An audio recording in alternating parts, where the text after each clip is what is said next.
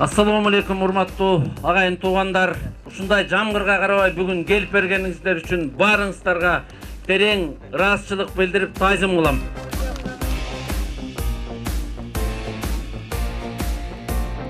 Биз азыр барганда депутаттардын санын кыскартабыз деп, министрлердин санын, негизи эле мамлекеттик чиновниктердин санын кыскартууга баратабыз. Айыл өкмөттөр менен шаар мэрлердин эл түшчелей турган кылабыз деп. Анан кийин мынакей областтык деңгээлдеги областтын губернаторун обла администрациясы менен кошо жоебуз деп. Райондук деңгээлди аким түз премьер-министр менен иштей турган кылып тур. Райондук начальник роду прокурорлор түз Бишкек менен иштей тургандай кылабыз деген реформаны ишке ашырабыз деген аракеттерди жасап атабыз, урматтуу туугандар. Бүгүнкү сотко эч ким ишенбейт. ГАИ деле көчөдөн кармаса же парага кой берет, же телефондон кой берет. Бүгүн сот же парага кой берет, же телефон чалууга кой берет.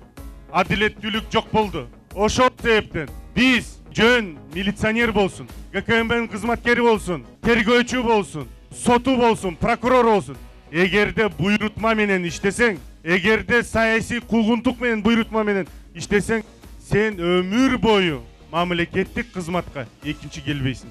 Кара тизмеге киргизебиз. Ошондой мыйзам кабыл алабыз. Кылабыз деген иштеринин баарын эле аткарып келе жатышат. Булар боюнча ушунчалык жакшы ойдобуз, колдойбуз баарыбыз. Ошо да айткан нерсесин 80% аткаргандан кийин ошого ишенип ушу жерде отурам. Мындай буга чейинки шайлоолордо мындай форма эки иштеген эмес. Анткени акча бул шайлоодогудай болуп туруп, эбегейсиз көп акча таратылган эмес. Бул таможнядан байган схемалар менен Азаттык, Али Токтакуновго окшогон журналисттер далилдеп койгон Райым Миллионго окшогондор акча чачып атат. Ал өзү келип алып чачпайт да. Ал арабыздагы балдарыбызды колдонуп атат. Акча тараткыч кылып атат, кылмышкер кылып атат. Анткени ким акча таратса ал кылмышкер. Өлөрүндө чоң ажы айткан экен.